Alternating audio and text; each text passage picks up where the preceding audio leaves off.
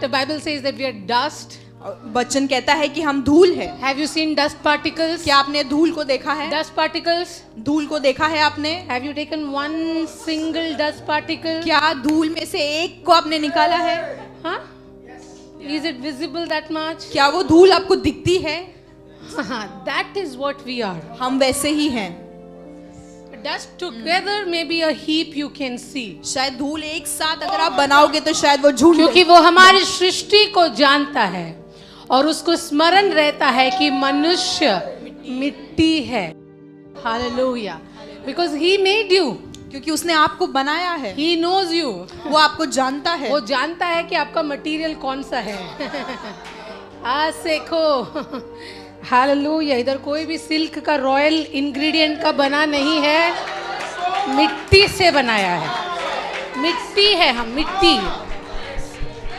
Hallelujah. लेकिन फिर भी हमारे में एक खासियत क्या है कि उसने इस मिट्टी के बर्तन में महिमा को उंडेल दिया। For he poured out the glory in earthen vessels. उसने मिट्टी के इस पात्र में अपनी महिमा को उंडेला। Hallelujah, Thank you, Jesus. Hallelujah. तो है तो हम मिट्टी, पर महिमा को लेकर चलने वाले मिट्टी के बर्तन आपस में लड़ रहे हैं। एक मिट्टी दूसरे मिट्टी को बोलता है मैं श्रेष्ठ हूँ, दूसरी मिट्टी बोलता है तू नीचे बैठ, मैं श्रेष्ठ हूँ। पर देखिए महिमा क्या बोलती है। महिमा इस मिट्टी को माफ करती है। महिमा इस मिट्टी को एक आदर देती है। महिमा इस मिट्टी को एक दूसरा चांस देती है। हालेलुया। जहाँ मनुष्य को मनुष्य की कीमत नहीं, वहाँ महिमा आपके ऊपर एक बहुत बड़ी कीमत को डालता है। ऐसी कीमत जहाँ वो जानता है कि मैं अपना लहू का आखिरी बूंद भी इस मिट्टी के लिए दे सकता हूँ। Hallelujah. And that's why we are worshiping this morning. और इसके लिए हम इस परमेश्वर की आराधना कर रहे हैं। हाँ, hallelujah. We are not worshiping for anything else. हम और किसी के लिए नहीं उसकी आराधना कर रहे हैं। That he remembers we are dust. क्योंकि वो याद रखता है कि हम मिट्टी हैं। And he deals with us like that. और वो हमारे साथ वैसे ही बातचीत और कार्य करता है। And then he pours that glory in this earthen vessel. और फिर इस मिट्टी के पात्र में अपनी महिमा को उंडेलता है। Any earthen vessel that does not have glory in it is dust. और कोई भी मिट्टी का पात्र जिसके अंदर महिमा नहीं है वो मिट्टी है। And yes, but परंतु हमारे पास वह धन मिट्टी के बर्तनों में रखा है कि यह असीम सामर्थ हमारी ओर से नहीं वरन परमेश्वर की ओर से ठहरे। हालेलुया।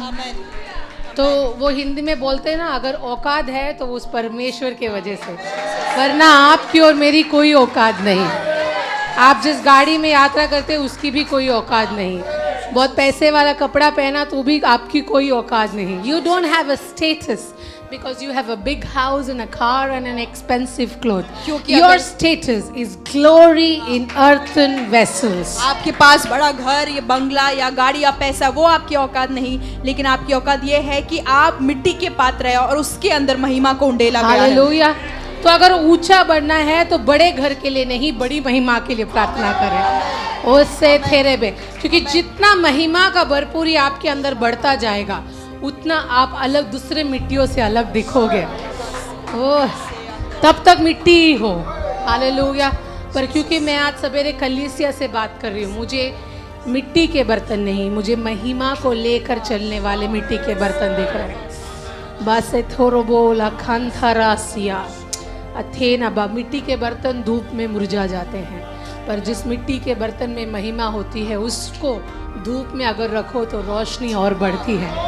ये लेसे थेरे बेबा 10,000 सूरज से भी अधिक चमकने वाला है, उससे भी अधिक तेज है मेरे यीशु मसीह का चेहरा, और उस तेज के साथ वो आपके अंदर विराजमान है। He is sitting with you with a glory that even 10,000 suns cannot contain. 10,000 सूरज उस प्रकार के प्रकाश नहीं देख सकते, उस प्रकार के प्रकाश लेकर वो आपके बीच में विराजमान है।